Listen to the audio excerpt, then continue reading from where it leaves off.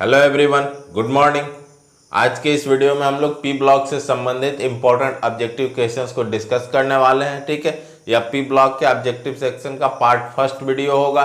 ठीक है, इसके बाद एक और वीडियो आएगा जिसमें हम लोग आगे की कुछ और महत्वपूर्ण ऑब्जेक्टिव क्वेश्चंस को डिस्कस करेंगे। ठीक है, काफ़ी बड़ा चैप्टर है, यहाँ से निकलने वाले ऑब्जेक्टिव प्रश्न भी आपके लिए काफ़ी इंपॉर्टेंट होते, बहुत ज़्यादा संख्या में यहाँ से ऑब्जेक्टिव पूछे जाते हैं पेपर में, और ऑब्जेक्टिव जो पूछे जाते हैं काफ़ी आसान पूछे जाते हैं। ठीक है, इसलिए आपको घबराने की चिंता नहीं, एक एक प्रश्न को बस आप लोग अच्छी तरह से समझिए। देखिए कितनी अच्छी तरह से समझ में आता है। वीडियो देखने के बाद दोबारा इन प्रश्नों को आपको पढ़ने की भी ज़रूरत नहीं पड़ेगी। अगर आप वीडियो ध्यान से देखते तो यहीं पर आपको याद हो जाएंगे। फिर भी अगर किसी क्वेश्चन में कंफ्यूजन हो रहा है तो वीडियो को आप दोबारा चलाएं, फिर से समझने की कोशिश करें। ठीक है, रटने से बढ़िया है कि चीज़ों को आप समझिए, एक बार में आपको स्पष्ट हो जाए और अच्छी तरह से आप इससे संबंधित कोई भी प्रश्न पूछे कहीं से तो आप इजीली उसका जवाब कर पाएं। ठीक है, सभी प्रश्न आपके लिए काफ़ी महत्वपूर्ण है। देखेंगे पेपर में आपको इन्हीं के भीतर से ही प्रश्न देखने को मिलेगा। ठीक है, तो चलिए शुरू करते हैं। देखेंगे पहला प्रश्न क्या कह रहा निम्न में से कौन H बंधन नहीं बनाता है। ठीक है, तो देखेंगे ऑप्शन ए दे रहा आपका NH3, option B H2O, option C में दे रहा है HCl और ऑप्शन डी में दे रहा है HF। ठीक है, तो हमें पता है H बंधन किसके साथ बनता, अगर हाइड्रोजन के साथ, आप जानते हैं या तो फ्लोरीन है या ऑक्सीजन है या नाइट्रोजन है, इन तीनों में से कोई भी आता है तो H बंधन बन जाता। अगर ये हाइड्रोजन के साथ रहते तीनों, या तो फ्लोरीन हो या ऑक्सीजन हो या नाइट्रोजन हो, तो H बंधन बनता है। ठीक है, तो ऑप्शन के अनुसार हमें चेक कर लेना है, जिसमें देखेंगे हाइड्रोजन के साथ यहाँ दिख रहा है नाइट्रोजन है तो H बंधन बनेगा। यहाँ देखेंगे ऑक्सीजन के साथ हाइड्रोजन है, H बंधन बनेगा। आप यहाँ देखेंगे फ्लोरीन के साथ हाइड्रोजन है, H बंधन बनेगा। लेकिन आप यहाँ देखेंगे क्लोरीन और क्या है, हाइड्रोजन है। ठीक है, ना फ्लोरीन है, ना ऑक्सीजन, ना नाइट्रोजन, तीनों में से कोई नहीं, यहाँ पर क्लोरीन और हाइड्रोजन है। ठीक है, तो इनमें H बंधन नहीं बनेगा। इस तरह से आप चेक कर लेंगे इजीली। ऐसा कोई भी प्रश्न आता है तो आप जवाब कर लेंगे। दूसरा देखेंगे, कह रहा H3PO3 है एक, ऑप्शन ए कह रहा है एक भास्मिक अम्ल, बी कह रहा है द्विभास्मिक और सी कह रहा है त्रिभास्मिक। ठीक है, तो आप अगर इसकी संरचना बनाए, हमने आपको सिखलाया अच्छी तरह से, आप जानते भी हैं। ठीक है, देखेंगे 3 ऑक्सीजन जुड़ रहा है, एक तो यहाँ डबल बॉन्ड से जुड़ेगा पी के साथ।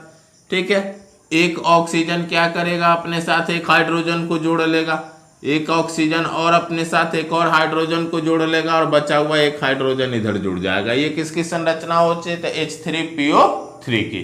क्लियर है। अब आप यहाँ देखेंगे इस संरचना में कितने OH समूह आपको दिख रहे हैं, एक और एक, 2। ठीक है, तो यहाँ से कितने H+ मिलेंगे आपको, 2H+। ठीक है, दिख किसके चलते, तो 2H समूह होने के चलते। तो देखेंगे किस तरह का अम्ल हो जाएगा, तो द्विभास्मिक, 2 OH समूह होने के चलते। तो कौन सा ऑप्शन सही हो जाएगा, ऑप्शन नंबर बी।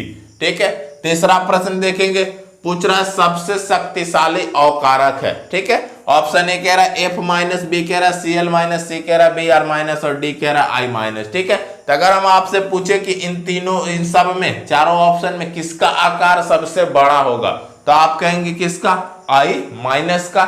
ठीक है, आपको पता है हैलोजन में सबसे नीचे की तरफ आयोडीन होता, तो आकार में सबसे बड़ा होता। तो यहाँ देखेंगे I- है, इसके लिए आप देखेंगे तो क्या होगा, जो अंतिम कक्षा के इलेक्ट्रॉन होंगे उनकी नाभिक से दूरी आपको अधिक देखने को मिलेगी। जब आयनिक त्रिज्या की बात हम करें, यहाँ पर ये आयन के रूप में है तो ठीक है, तो देखेंगे सबसे बड़ा आकार I- का दिखेगा। तो सबसे इजीली इलेक्ट्रॉन हम कहाँ से निकालेंगे, जिसका आकार सबसे बड़ा है वहां कम ऊर्जा में इलेक्ट्रॉन हमें मिल जाएंगे।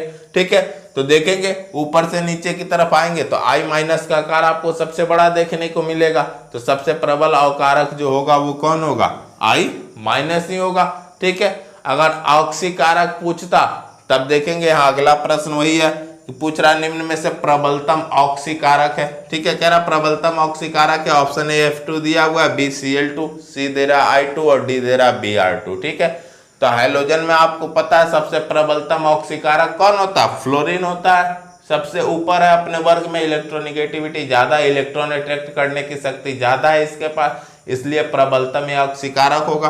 तो कौन सा ऑप्शन सही हो जाएगा, ऑप्शन नंबर ए। ये पूछता कि प्रबलतम अवकारक है तो हम किसको टिक करते हैं, ऑप्शन सी को। ठीक है, क्लियर है यहाँ तक। चलिए आगे बढ़ते हैं। देखेंगे 5 नंबर क्या कह रहा है क्लोरीन का प्रबल ऑक्सो अम्ल है। ठीक है, ऑप्शन ए दे रहा HClO, बी दे रहा HClO2, सी दे रहा HClO3 और डी दे रहा HClO4। और इसमें पूछ रहा कि कौन सबसे प्रबल ऑक्सो अम्ल है। ठीक है, तो इसकी संरचना हमने सबकी संरचना, ये जो जितने ऑक्सो अम्ल है इनकी संरचना बनाना हमने आपको सिखलाया था। ठीक है, अगर आप संरचना को ध्यान से देखेंगे तो इसमें आपको पता है क्लोरीन के पास वैलेंस शेल में 7 इलेक्ट्रॉन होते ना, तो आप इसमें भी देखेंगे तो क्लोरीन के पास लोन पेयर बच जाएगा, इलेक्ट्रॉन युग्म बचेंगे। इसकी संरचना में भी आप देखेंगे तो क्लोरीन के पास लोन पेयर बचेगा, यहाँ भी बचेगा। ठीक है, लेकिन जब आप यहाँ देखेंगे HClO4 में तो आप देखेंगे कि क्लोरीन के साथ 3 ऑक्सीजन तो डबल बॉन्ड के साथ जुड़े होते और एक ऑक्सीजन अपने साथ क्या करता, क्लोरीन से एक बंध से जुड़ता और एक बंध से ऑक्सीजन के साथ हाइड्रोजन को भी जोड़ लेता। तो यहाँ आपको कोई लोन पेयर देखने को नहीं मिलता। ठीक है, और हम देखेंगे जिनके पास लोन पेयर है वो तो क्या करेंगे, किसी अम्ल को दे सकते लोन पेयर अपना। ठीक है, तो प्रबल ऑक्सो अम्ल कौन होगा, जिसके पास लोन पेयर नहीं होगा।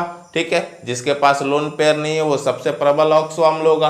तो कौन सा ऑप्शन सही हो जाएगा, ऑप्शन नंबर डी। ठीक है, आगे देखेंगे, पूछ रहा है निम्न में से कौन सबसे कम क्षारीय है।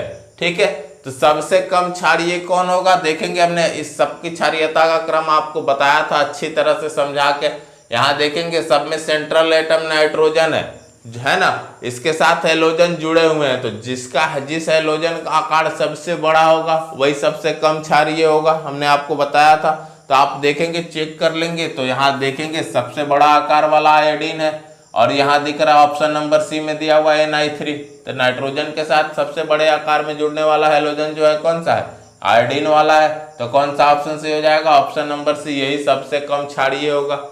ठीक है, सबसे अधिक क्षारीय की बात करें तो देख लेंगे ऑप्शन के अनुसार, तब आपका ये हो जाता। ठीक है, पूछ रहा है सबसे कम क्षारीय कौन है, तो सबसे कम क्षारीय कौन होगा, ये होगा, क्योंकि इजीली आप यहां से इलेक्ट्रॉन हटा सकते। आगे देखेंगे 7 नंबर कह रहा है SF6 में S का प्रसंकरण है। ठीक है, तो दिख रहा है कि सल्फर, हमें पता है सेंट्रल एटम यहाँ पर बीच वाला परमाणु सल्फर है, सल्फर के वैलेंस शेल में 6 इलेक्ट्रॉन होते ना, और ये देख रहा है अपने साथ 6 फ्लोरीन जुड़े हुए भी है। ठीक है, यानी एक फ्लोरीन एक बंध के साथ सल्फर के साथ जुड़ रहा है, तो कुल सिग्मा बंध की संख्या कितनी हो जाएगी, 6। वैलेंस शेल में 6 इलेक्ट्रॉन होते हैं और 6 फ्लोरीन को जोड़ भी लिया अपने साथ, तो सिग्मा बंध की संख्या आपको कितनी मिलेगी, 6 मिलेगी ना, लोन पेयर वगैरह कुछ नहीं मिलेगा। तो जब सिग्मा बंधन की संख्या 6 मिलेगी तो 6 के लिए प्रसंकरण आप लिखेंगे तो 1 तो हो गया इसमें से S के लिए, बाकी 5 बचे तो 5 में से 3 ले लेता P, 4 ठो यूज हो गया और 2 बचा, तो वो 2 कौन ले लेगा, D। तो प्रसंकरण क्या मिल जाएगा, sp3d2। तो कौन सा ऑप्शन सही हो जाएगा, ऑप्शन नंबर बी। अगला देखेंगे, कह रहा है कौन तापीय रूप से अधिक अस्थाई है। ठीक है, तो तापीय रूप से अधिक अस्थाई देखेंगे हाइड्रोजन के साथ दिख रहा है यहाँ पे 3 ऑप्शन में, यहाँ HCl है, यहाँ HBr है, यहाँ HI है और यहाँ दिख रहा है HOCl है। तो पूछ रहा है कि तापीय रूप से सबसे अधिक अस्थाई कौन होगा। तो आपको दिख रहा है कि क्लोरीन की तुलना में ब्रोमीन का आकार बड़ा है, आयोडीन का आकार बड़ा है और यहाँ पे देख रहे हैं आप एक ऑक्सीजन बीच में आ जा रहा। ठीक है, तो तापीय रूप से अस्थायित्व की बात करें तो यहाँ देखेंगे सबसे छोटे आकार में जो है ऑप्शन के अनुसार यहाँ पर क्लोरीन है ना, और वो हाइड्रोजन के साथ जुड़ा हुआ है। तो सबसे अधिक तापीय रूप से अस्थायित्व कौन दिखाएगा, तो HCl। कौन सा ऑप्शन सही हो जाएगा, ऑप्शन नंबर ए। इसके तुलना में इसका आकार बड़ा है, यहाँ पर ऑक्सीजन आ जाने से इसका भी अस्थायित्व कम होगा, तो सबसे अधिक अस्थायित्व किसका होगा, HCl का। ठीक है, क्लियर है यहाँ तक। चलिए आगे बढ़ते हैं, देखेंगे अगला प्रश्न क्या कह रहा NH3 में N का प्रसंकरण है। ठीक है, तो हमें पता था NH3 में N का प्रसंकरण क्या होता, sp3। कौन सा ऑप्शन सही हो जाएगा, ऑप्शन नंबर ए। पेपर का पूछा हुआ प्रश्न है, रिपीट हो सकता है, 2019 में पूछा गया था, इसलिए इसको याद रखेंगे आप। आगे देखेंगे, कह रहा PCl5 एक है, ऑप्शन ए कह रहा ऑक्सीकारक, बी कह रहा अकारक और सी कह रहा ए और बी दोनों। यहां आपको समझने वाली बातें देखेंगे, कह रहा PCl5 है। ठीक है, तो हम देख रहे हैं PCl5 में सेंट्रल एटम अपना कौन होगा, P के साथ 5 क्लोरीन जुड़े हुए हैं ना। तो देखेंगे हमें पता है फास्फोरस क्या है, वर्ग 15 का तत्व है, तो इसके पास वैलेंस शेल में कितने इलेक्ट्रॉन होंगे, 5। वैलेंस शेल में 5 इलेक्ट्रॉन है और पांचों इलेक्ट्रॉन के साथ ये क्या कर रहा है, साझेदारी करके अपने साथ क्लोरीन को जोड़ लिया है। ठीक है, तो मैक्सिमम ऑक्सीकरण अवस्था यहाँ जो ये कितनी दिखा रहा है अपनी PCl5 में फास्फोरस की ऑक्सीकरण अवस्था आप निकालेंगे तो कितनी प्राप्त होगी, +5। ये यानी अपने अधिकतम ऑक्सीकरण अवस्था में है PCl5 में, +5 ऑक्सीकरण अवस्था में है ना। ठीक है, तो देखेंगे मैक्सिमम ऑक्सीकरण अवस्था ये दिखा ही सकता है +5 और +5 ऑक्सीकरण अवस्था यहाँ पर दिखा रहा है। ठीक है, तो अब देखेंगे अपने मैक्सिमम ऑक्सीकरण अवस्था में है। ठीक है, तो अब आप बताएंगे अवकारक के रूप में कार्य करेगा, नहीं करेगा। ठीक है, जितनी ऑक्सीकरण अवस्था इसको दिखानी थी अधिकतम जितनी दिखा सकता उतना यहाँ पर दिखा रहा +5। ठीक है, हाँ ऑक्सीकारक के रूप में जरूर प्रयुक्त हो सकता है। कहने का मतलब कि यहाँ पर दिख रहा है कि इसके पास वैलेंस शेल में 5 इलेक्ट्रॉन है, 3 इलेक्ट्रॉन अगर आप इसको दे तो ये ले सकता है, 3 इलेक्ट्रॉन इसको आप दे तो ले सकता है, लेकिन जितना इलेक्ट्रॉन यहाँ से निकाल सकता था, यानी जितनी ऑक्सीकरण अवस्था अधिकतम दिखा सकता था उतनी तो दिखा रहा, +5 दिखा रहा है।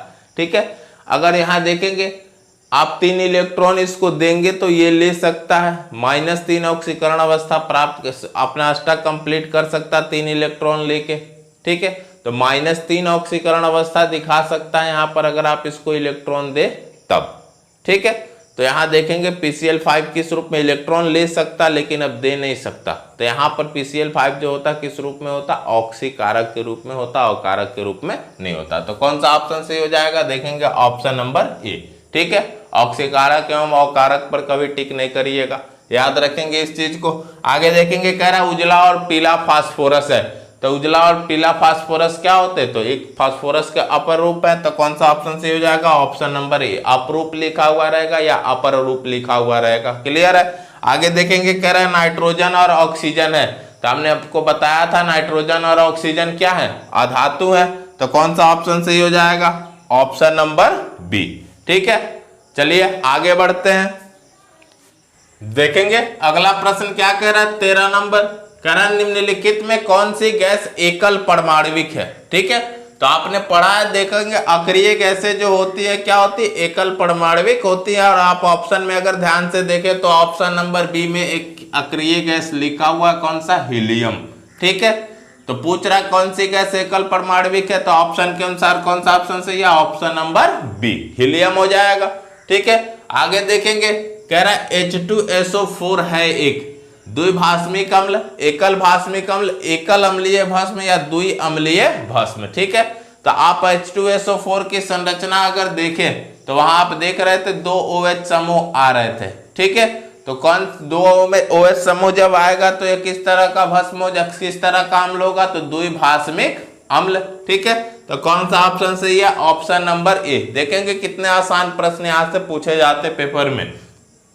15 नंबर देखिए, क्या रहा है, नाइट्रिक अम्ल का सूत्र है, तो नाइट्रिक अम्ल का सूत्र आपको पता है क्या होता है, HNO3, तो कौन सा ऑप्शन सही है, ऑप्शन नंबर ए। आगे देखेंगे 16 नंबर, कह रहा है नाइट्रिक अम्ल तैयार किया जाता है। ठीक है, तो ऑप्शन के अनुसार आप देखिए, संपर्क विधि तो सल्फ्यूरिक अम्ल बनाया जाता था इससे, ओस्टवाल्ड विधि से हमने बताया था नाइट्रिक अम्ल बनाया जाता, हेबर विधि से तो अमोनिया बनाया जाता था। ठीक है, तो नाइट्रिक अम्ल पूछ रहा है कि नाइट्रिक अम्ल तैयार किया जाता किस विधि के द्वारा, तो ओस्टवाल्ड विधि के द्वारा। ठीक है, इतने सिंपल प्रश्न इस चैप्टर से पूछे जाते। चलिए आगे बढ़ते हैं, अगला प्रश्न देखेंगे क्या कह रहा ओलियम में H2SO4 के साथ कौन सा अवयव उपस्थित है। ठीक है, तो देखेंगे हमने देखा था कि ओलियम कब बन रहा था जब सांद्र H2SO4 के साथ हम SO3 की अभिक्रिया करा रहे थे, तो हमें क्या प्राप्त हो रहा था, ओलियम। ठीक है, तो वो आपसे पूछ रहा है कि ओलियम में H2SO4 के साथ कौन सा अवयवक उपस्थित रहता है, तो सांद्र H2SO4 के साथ SO3 मिलता है तभी तो ओलियम प्राप्त होता था, H2S2O7 ओलियम का सूत्र होता है, ये भी याद रखेंगे। ठीक है, तो देखेंगे कौन सा ऑप्शन सही हो जाएगा, तो अपना ऑप्शन नंबर बी सही हो जाएगा, H2S2O7, 4 और 3 मिलते थे 7 हो जाते थे, और यहीं से पूछ दिया जाता प्रश्न कि ओलियम का सूत्र है। ठीक है, तो ओलियम का सूत्र क्या होता है H2S2O7। किस ऑप्शन में दिया हुआ, तो देखेंगे ऑप्शन नंबर बी में। ठीक है, तो 18 का कौन सा सही हो जाएगा, ऑप्शन नंबर बी। 19 नंबर देखेंगे, कह रहा है निम्नलिखित में से कौन सी गैस जल पर एकत्र नहीं की जा सकती है। काफी इंपॉर्टेंट प्रश्न है, देखेंगे ऑप्शन नंबर ए दिया ऑक्सीजन, बी दे रहा देखेंगे H2S, सी दे रहा SO2 और डी दे रहा N2। ठीक है, और पूछ रहा निम्नलिखित में कौन सी गैस जल पर एकत्र नहीं की जा सकती। ठीक है, तो देखेंगे यह जो SO2 गैस है यह जल पर एकत्र नहीं की जा सकती। जल से जब जैसे ही लाएंगे संपर्क में क्या करती, तुरंत सल्फ्यूरस अम्ल बना लेती है H2SO3। ठीक है, इसलिए देखेंगे आपसे पूछे कि कौन सी गैस है जो जल पर एकत्र नहीं की जा सकती, तो कौन सी हो जाएगी, SO2। तो कौन सा ऑप्शन सही हो जाएगा, ऑप्शन नंबर सी। आगे देखेंगे, कह रहा है सांद्र HNO3 में कौन सी धातु अक्रियाशील हो जाती है। ठीक है, सांद्र HNO3 में कौन सी धातु अक्रियाशील हो जाती है, तो देखेंगे कल के PDF में हमने आपको एक प्रश्न दिया था। ठीक है, कि सांद्र HNO3 को एल्यूमिनियम के पात्र में संग्रह करते हैं क्यों, तो वहां हमने आपको बताया था कि जैसे ही हम क्या करते, सांद्र HNO3 को एल्यूमिनियम पात्र में रखते, तो शुरुआत में क्या करता है, एल्यूमिनियम के साथ अभिक्रिया करके एक रक्षक परत बना लेता, और फिर जो एल्यूमिनियम होता है वो और अधिक सांद्र HNO3 से अभिक्रिया नहीं कर पाता। एक रक्षक परत, एक रक्षक सतह का निर्माण हो जाता है। उसके बाद एल्यूमिनियम क्या करता, सांद्र HNO3 से अभिक्रिया नहीं कर पाता। ठीक है, तो सांद्र HNO3 में पूछ रहा है कौन सी धातु अक्रियाशील हो जाती है, तो कौन सी हो जाती, एल्यूमिनियम।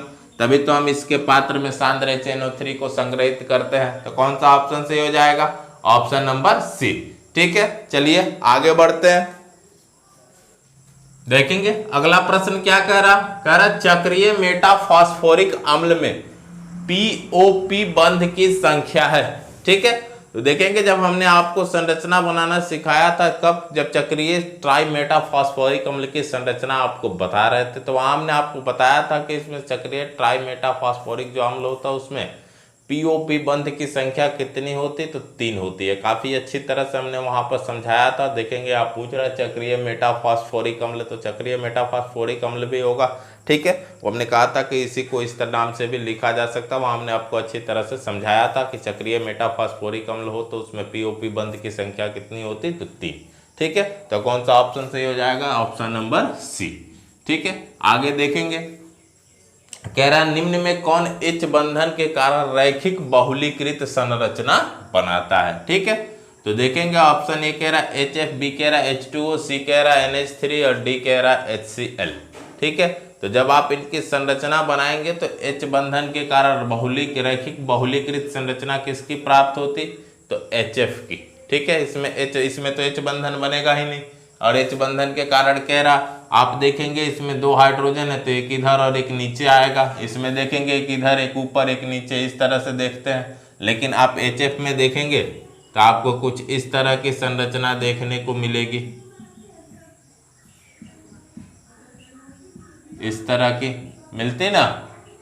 ठीक है, तो ये देखेंगे रैखिक संरचना आपको दिख रही कि नहीं, तो रैखिक बहुलीकृत संरचना H बंधन के कारण कौन बनाता, HF। ठीक है, आगे देखेंगे, कह रहा निम्न में किसमें सल्फर का प्रसंकरण sp3 है। ठीक है, क्या कह रहा निम्न में किसमें सल्फर का प्रसंकरण sp3 है। ऑप्शन ए देखेंगे, कह रहा SO2, बी कह रहा SO3, सी कह रहा S8 और डी कह रहा S8 और H2S। ठीक है, तो आप देखेंगे जब सल्फर का प्रसंकरण निकालेंगे S8, ठीक है, इसकी संरचना हमने आपको बनाना सिखाया था। देखेंगे छोटा सा यहाँ पर बना रहे हैं,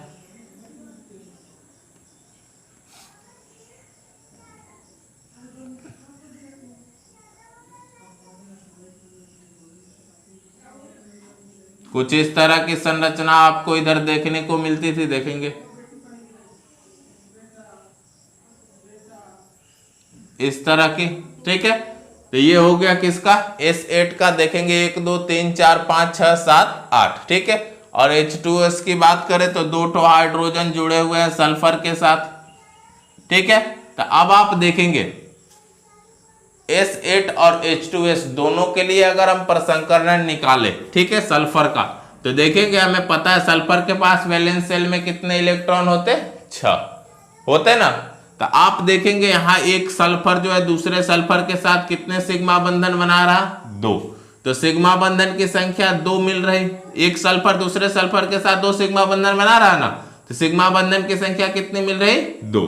अभी इसके पास आप देखेंगे तो 4 इलेक्ट्रॉन अभी बच रहे हैं कि नहीं, तो लोन पेयर की अगर हम बात करें तो लोन पेयर इलेक्ट्रॉन की संख्या भी 2, 2 2 4 4 रिजल्ट मिलता, तो सल्फर का प्रसंकरण 4 के लिए कितना होता, देखेंगे sp3 होगा ना। 2 सिग्मा बंधन बना रहा है एक सल्फर दूसरे सल्फर के साथ और इसके पास 2 लोन पेयर है, तो 2 और 2 4, तो S8 में S का प्रसंकरण कितना होता, sp3। अब हम बात करें H2S के लिए, तो आप यहां देखिए 2 हाइड्रोजन है, एक एक बंध बनाए, तो सिग्मा बंधन की संख्या 2 और इसके पास अभी 4 इलेक्ट्रॉन बच रहा है सल्फर के पास, तो 2 लोन पेयर आप देखेंगे बच रहा कि नहीं, तो 2 लोन पेयर की संख्या 2 + 2 कितने हो जाएंगे, 4। ठीक है, 2 सिग्मा बंधन और 2 लोन पेयर, रिजल्ट 4 प्राप्त हो, तो 4 के लिए प्रसंकरण sp3। ठीक है, तो पूछ रहा निम्न में किसमें सल्फर का प्रसंकरण sp3 है, तो S8 और H2S दोनों में होता है, इस बात को आप याद रखेंगे। क्लियर है। अगला देखेंगे, कह रहा संपर्क विधि में H2SO4 के उत्पादन में प्रयुक्त उत्प्रेरक है। ठीक है, तो संपर्क विधि द्वारा सल्फ्यूरिक अम्ल के उत्पादन में जो उत्प्रेरक प्रयुक्त हो रहा था वो कौन सा था, प्लेटिनम। ठीक है, तो कौन सा ऑप्शन सही हो जाएगा, ऑप्शन नंबर ए। चलिए आगे बढ़ते हैं, अगला प्रश्न देखेंगे क्या कह रहा XeF4 का आकार होता है। ठीक है, तो ये हमने आपको कल ही पढ़ाया था, XeF4 का आकार किस तरह का होता था, तो स्क्वायर प्लेनर की तरह, यानी वर्ग समतलीय। ठीक है, हिंदी में बोले तो उसको समतल वर्गाकार कहिए या वर्ग समतलीय कहिए, देखेंगे ऑप्शन में सारे इंग्लिश में लिख दिया है। ठीक है, कह रहा चतुष्फलकीय ये हिंदी है, लेकिन यहाँ स्क्वायर प्लेनर पिरामिडल लीनियर इस तरह से लिखा हुआ है, तो इंग्लिश नाम भी आपको लिखा हुआ मिल सकता। तो XeF4 का आकार जो होता किस तरह का होता, समतल वर्गाकार या वर्ग समतलीय कहिए या स्क्वायर प्लेनर कहिए। कौन सा ऑप्शन सही हो जाएगा, ऑप्शन नंबर बी। ठीक है, इस तरह के प्रश्न पूछे जाते हैं, PCL5 का भी पूछ सकता है, आपसे याद रखेंगे, वो भी काफी इंपॉर्टेंट है। PCL5 का आकार किस तरह का, ज्यामिति जो उसकी होती किस तरह की होती, तो त्रिकोणीय द्विपिरामिडल, इस बात को याद रखेंगे, वो भी पूछा जा सकता है। ठीक है, आगे देखेंगे 26 नंबर, कह रहा है किस तत्व के ऑक्साइड में p π अति व्यापन संभव है। ठीक है, p और d ओवरलैपिंग संभव है। ठीक है, कह रहा है किस तत्व के ऑक्साइड में, ऑप्शन देखेंगे तो कह रहा है लिथियम, बी देखेंगे कह रहा है सल्फर, सी में बोरॉन है, डी में नाइट्रोजन है। ठीक है, तो आप देखेंगे किसके ऑक्साइड में p d अति व्यापन संभव है, तो अगर आप ऑप्शन ए, सी और डी देखें तो इनके पास तो डी ऑर्बिटल होता ही नहीं। ठीक है, किसके पास किसके ऑक्साइड में संभव होगा, तो सल्फर के, ऑप्शन बी आपका सही हो जाएगा। यहां देखेंगे 27 नंबर की बात करें तो क्या कह रहा है, निम्न में सबसे प्रबल अम्ल है। ठीक है, तो ये देखेंगे बोरॉन के साथ यहाँ पर दिया हुआ 11th क्लास में, ये हमने आपको पढ़ाया था। ठीक है, 11 से भी इनऑर्गेनिक में कुछ चीजें आपको पेपर में देखने को मिलती है, और वो भी ऑब्जेक्टिव में पूछ देता कभी कभी। ठीक है, तो देखेंगे यहाँ पूछ रहा निम्न में सबसे प्रबल अम्ल है, कह रहा BF3 BCl3 BbR3 BI3। ठीक है, तो आपको पता है कि हैलोजन में आप ऊपर से नीचे की तरफ जाते हैं। ठीक है, तो देखेंगे जिसका आकार सबसे बड़ा होगा उसकी अम्लीयता क्या होगी, इधर देख इसमें सबसे अधिक होगी। ठीक है, अम्लीयता का क्रम आपसे कोई पूछे तो सबसे अधिक अम्लीय ये वाला होगा जिसके साथ आयोडीन जुड़ा है, फिर उसके बाद से जो ठीक उसके पहले वाला यानी जिसके साथ ब्रोमीन जुड़ा है। ठीक है, तो पूछ रहा है सबसे प्रबल अम्ल कौन होगा, तो देखेंगे बोरॉन के साथ सबसे बड़ा हैलोजन वाला कौन जुड़ा, आयोडीन। ठीक है, तो सबसे ज्यादा अम्लीय कौन होगा, प्रबल अम्ल जो होगा BI3 होगा। ठीक है, अगर ये ऑप्शन में नहीं रहता तब BbR3 पर हम टिक करते। ठीक है, आपसे इसमें भी पूछा जाता BF3 और BCl3 में प्रबल अम्ल कौन है। ठीक है, तो BF3 और BCl3 में पूछे तो प्रबल अम्ल कौन होगा, BCl3 होगा। ठीक है, क्योंकि फ्लोरीन से क्लोरीन का आकार क्या है, बड़ा है। ठीक है, आगे देखेंगे 28 नंबर, इसमें थोड़ा और लॉजिक होता लेकिन ज्यादा डिटेल्स में ले जाएंगे तो ज्यादा समय आपका बर्बाद होगा, इसलिए अभी आप सिर्फ ये याद रखें कि देखेंगे आप इस तरह से क्रम में बढ़ाते हुए चले जाएंगे, अम्लीय पूछे तो सबसे लास्ट से आप आएंगे यानी आयोडीन वाला से। ठीक है, आगे देखेंगे, कह रहा है किस अक्रिय गैस का अष्टक पूर्ण नहीं है। ठीक है, तो किस अक्रिय गैस का अष्टक पूर्ण नहीं है, तो आपको पता है अक्रिय गैस में सबसे ऊपर कौन है, हीलियम, और हीलियम का द्वियक कंप्लीट होता है, अष्टक नहीं कंप्लीट होता, तो कौन सा ऑप्शन सही हो जाएगा, ऑप्शन नंबर ए। क्लियर है, चलिए आगे बढ़ते हैं। देखेंगे कौन सा ऑप्शन सही है। सॉरी, अगला प्रश्न देखेंगे क्या कह रहा है निम्न में किसका आयनिक विभव का मान अधिकतम है। ठीक है, यानी आपसे पूछ रहा निम्न में किसका आयनन एंथैल्पी का मान अधिक होगा। अगर आप ऑप्शन देखें तो ऑप्शन ए एल्यूमिनियम कह रहा है, बी कह रहा है फास्फोरस, सी में सिलिकॉन है, डी में मैग्नीशियम है। ठीक है, और आपको यह पता है कि आवर्त सारणी में बाएं से दाएं तरफ जब हम जाते तो आयनन एंथैल्पी का मान क्या होता, बढ़ता है। ठीक है, तो अगर आप ध्यान से सभी ऑप्शन को देखें तो आप उस ऑप्शन में देखेंगे जो सबसे दाएं तरफ दिखेगा आवर्त सारणी में उसी का आयनन एंथैल्पी यानी आयनिक विभव का मान अधिकतम होगा। ठीक है, तो अगर चारों ऑप्शन के अनुसार हम देखें तो आवर्त सारणी में दाएं तरफ हमें कौन प्राप्त होगा, फास्फोरस। ठीक है, तो फास्फोरस के आयनन एंथैल्पी यानी कि आयनिक विभव का मान क्या होगा, अधिकतम होगा। आगे देखेंगे कह रहा है निम्न में कौन नहीं बनता है। ठीक है, तो देखेंगे ऑप्शन के अनुसार यहाँ दिख रहा है जेनॉन के फ्लोराइड की बात कर रहा है, तो जेनॉन 3 तरह के फ्लोराइड बनाता था, XeF2, XeF4 और XeF6। ठीक है, तो यही 3 तरह के फ्लोराइड बनते थे। चौथा ऑप्शन जो दिया XeF5 इस तरह का फ्लोराइड प्राप्त नहीं होता, तो कौन नहीं बनता, तो XeF5, तो कौन सा ऑप्शन सही हो जाएगा, ऑप्शन नंबर डी। ठीक है, तो ये 30 महत्वपूर्ण क्वेश्चन थे पी ब्लॉक से संबंधित जो कि अपने पार्ट फर्स्ट वीडियो में है। ठीक है, इसके आगे के और भी प्रश्न होंगे, करीब 30 के करीब और भी प्रश्न होगा। काफी सारा प्रश्न यहाँ सब्जेक्टिव के रूप में पूछा जाता, तो हम लोग हर एक उस प्रश्न को करेंगे जहां से पेपर में प्रश्न बनाए जाते हैं। ठीक है, हर एक उस टाइप को हम लोग समझेंगे अच्छी तरह से। तो आप लोग आज इस 30 प्रश्न को अच्छी तरह से याद कर ले कि इनसे संबंधित या ये पेपर में पूछे जाते तो आपको प्रश्न गलती करके नहीं आना है। ठीक है, तो अच्छी तरह से आप लोग इनको याद कर ले, इससे बाहर हमें नहीं लगता कुछ आपको देखने को भी मिलेगा। जितने प्रश्न हम इसमें करा देंगे दोनों वीडियो में, उसी में से कोई ना कोई प्रश्न आपको मिल जाएगा। ठीक है, और 4 से 5 प्रश्न कभी कभी ऑब्जेक्टिव में इस चैप्टर से पूछे जाते, कम से कम 3 तो पूछता ही है।